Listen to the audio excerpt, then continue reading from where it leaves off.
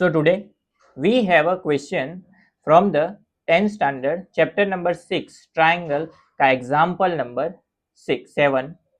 Example number 7 जो है वो बोर्ड की एग्जाम के लिए, स्टैंडर्ड एंड बेसिक वालों दोनों के लिए, स्कूल की एग्जाम के लिए भी मोस्ट आईएमपी क्वेश्चन है। ये वाला क्वेश्चन जो है वो एग्जाम में बहुत बार पूछा गया है। क्वेश्चन कुछ ऐसा है, A girl of height 90 centimeter is walking away from the base of a lamp post at a speed of 1.2 meter per second. If the lamp post is 3.6 meter above the ground, then find the length of her shadow after a 4 seconds. सबसे पहले तो यहाँ पे ये जो question दिया हुआ है उसको हम डायग्राम से समझते हैं। सबसे पहले तो डायग्राम हम अगर ड्रॉ करें तो यहाँ पे हमारे पास बेस है जिस पे एक लैंप पोस्ट जो है वो इस तरह से दिया हुआ है।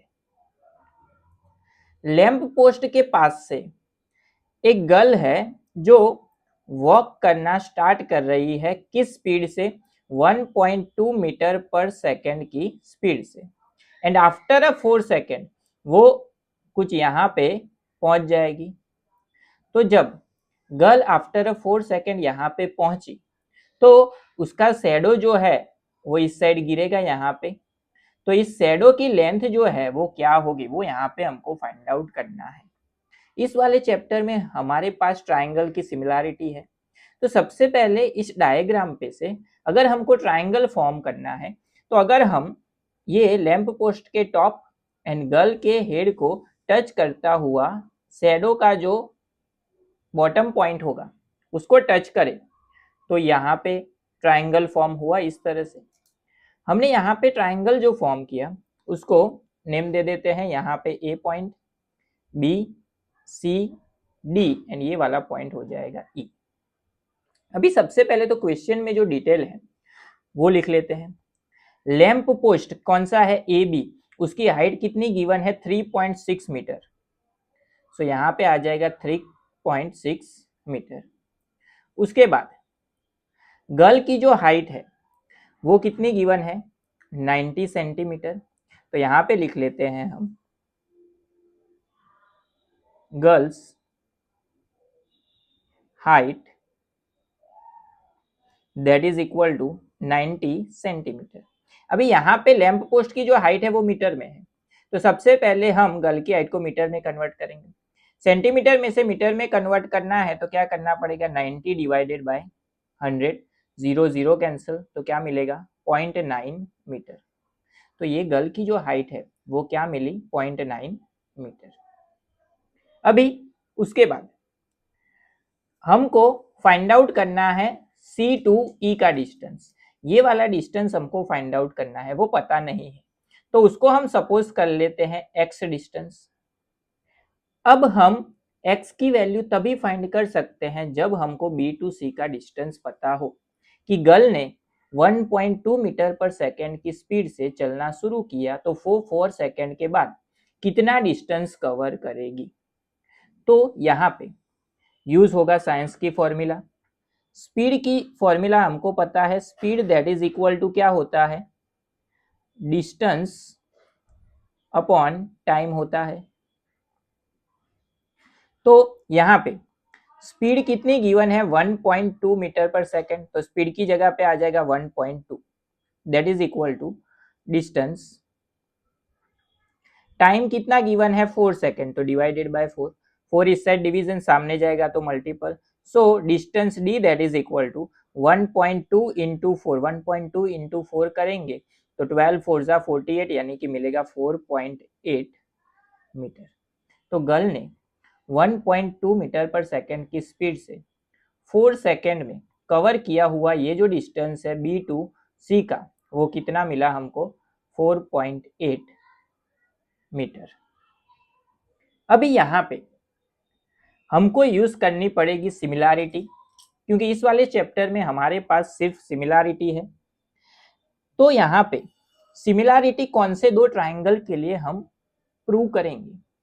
तो यहाँ पे अगर आप देखें तो सबसे पहले तो इस तरह से ये वाला ट्राइंगल है, triangle A B and E. And दूसरा ट्राइंगल है ट्राइंगल छोटा वाला ये डी सी ई। अभी सिमिलैरिटी ही क्यों हम प्रूव करेंगे, क्योंकि हमको पता है कि सिमिलैरिटी अगर हमने प्रूव की तो उसका मतलब क्या हुआ कि दोनों जो ट्राइंगल है उसकी कॉरेस्पॉन्डिंग साइड्स के जो रेशियो है वो क्या होंगे, इक्वल। एंड अगर रेशियो इक्वल है तो रेशियो का यूज करके हम ये x की वैल्यू फाइंड आउट कर सकते हैं। तो यहाँ पे इन दोनों को अगर हमको सिमिलर प्रूव करना है तो यहाँ पे ये जो एंगल B है वो क्या होगा 90 डिग्री, उसी तरह से एंगल C जो है वो भी क्या होगा 90 डिग्री। तो हम यहाँ पे लिख सकते हैं angle B that is equal to angle C that is equal to 90 degree. उसी तरह से दूसरा जो एंगल है E एंड यहाँ पे भी E, दोनों में क्या है कॉमन है, तो हम लिख सकते हैं यहाँ पे angle E that is equal to angle E common. तो यहाँ पे एंगल क्राइटेरिया पे यूज करके हमको पता है किसी भी ट्राइंगल में दो एंगल अगर इक्वल है तो तीसरा भी एंगल क्या होगा, इक्वल होगा। तो हम लिख सकते हैं triangle A B E is similar to triangle D C E. ये कॉन्ग्रुएंसी का रूल है, लेकिन जो चीज कॉन्ग्रुएंस है वो क्या होगी, सिमिलर भी होगी। तो यहाँ पे लिख लेते हैं एंगल सिमिलैरिटी क्राइटेरिया। अभी हमने यहाँ पे इन दोनों ट्राइंगल को सिमिलर प्रूव किया, उसका मतलब क्या हुआ कि इन दोनों की जो कॉरेस्पॉन्डिंग साइड्स है उसका रेशियो क्या होगा, इक्वल होगा। इसका मतलब ये हुआ कि A B divided by D C that is equal to B E divided by C E and that is equal to A E divided by D E. ये हमारे पास प्रॉपर्टीज है सिमिलैरिटी की। अभी यहाँ पे A E divided by D E, A E and D E, उसकी side की length हमको नहीं पता है, तो इस पार्ट को हम क्या कर लेते हैं, ignore.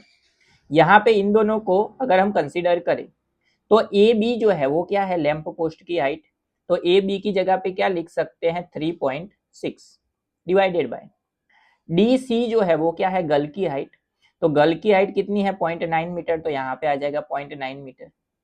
That is equal to B E, B to E total distance, B to C है 4.8, सी टू ई है x, तो टोटल हो जाएगा 4.8 plus x divided by C E, C to E का डिस्टेंस कितना है x।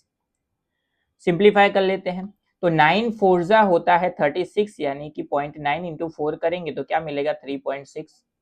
सो 4 x इस साइड डिवीजन में सामने जाएगा तो मल्टीपल में चला जाएगा, तो 4 इंटू एक्स क्या होगा 4x that is equal to 4.8 plus x। ये x जो है इस साइड प्लस है, सामने जाएगा तो माइनस होगा।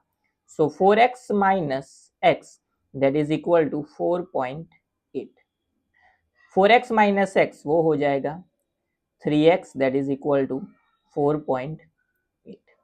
अभी यहाँ पे 3 जो है वो मल्टीपल सामने जाएगा तो division, so x that is equal to 4.8 divided by 3।